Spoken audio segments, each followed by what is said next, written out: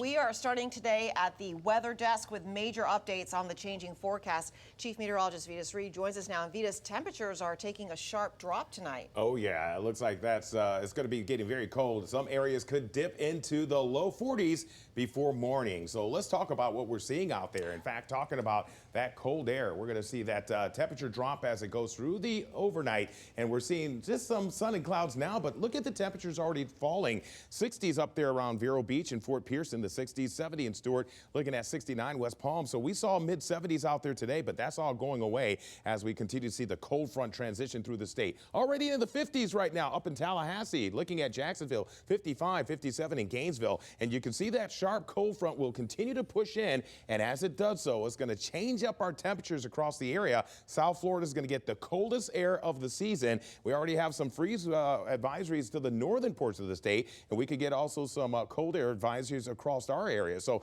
here's your hour by hour. Looking at those 60s dropping down into the 40s and 30s. Okeechobee could be right around 38 degrees, 41 Vero Beach, 45 in Stuart, 47 in Boynton. That's the temperature you'll be starting out with, but it'll feel even colder in some areas in the lower 30s and lower upper 40s because of the wind blowing out there. So we're going to see those winds gusting up to about 20 to 25 at times as that front transitions through. The average temperature should be right around 45, partly cloudy, breezy and cold, and it's going to take a moment for this to warm up for about a couple of days until we return back into some normal temperatures. Now, with that cold air out there, we have our Danny Travis out there talking more about the warming centers. Danny? Yes, that's right, Vita. So this is the coldest air that we've had since the spring, and now city officials are urging residents to take this seriously. But regardless of your living situation, everyone is welcome here at the Percy Peak Gym. A taste of winter coming to Florida early. It is a little early. We usually see this around January, February. Emergency cold weather shelters opening across the area Monday as temperatures drop overnight. Percy Peak Gym in Fort Pierce will have about 125 cots available. Anyone that needs a warm place, it tends to be those that are unsheltered, that don't have a place to go. The shelter sits at the corner of Avenue D and North 29th Street. The nonprofit In the Image of Christ is operating.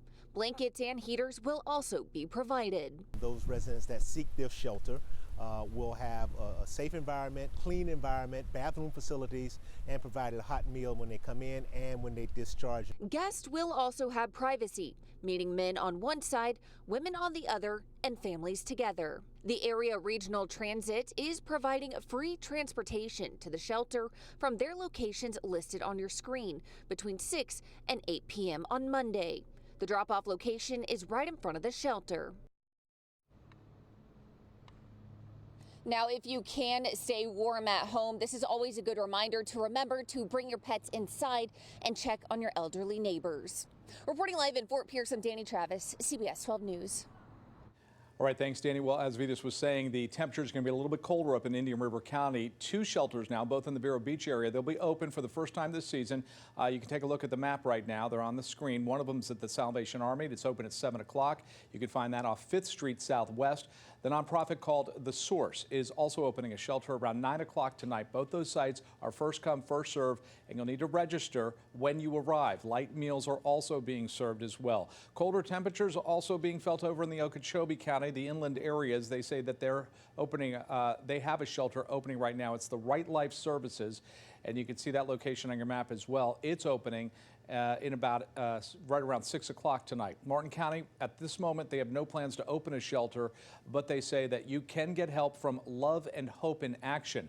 As a nonprofit over on Southeast Salerno Road, they are asking that you call ahead of time to register.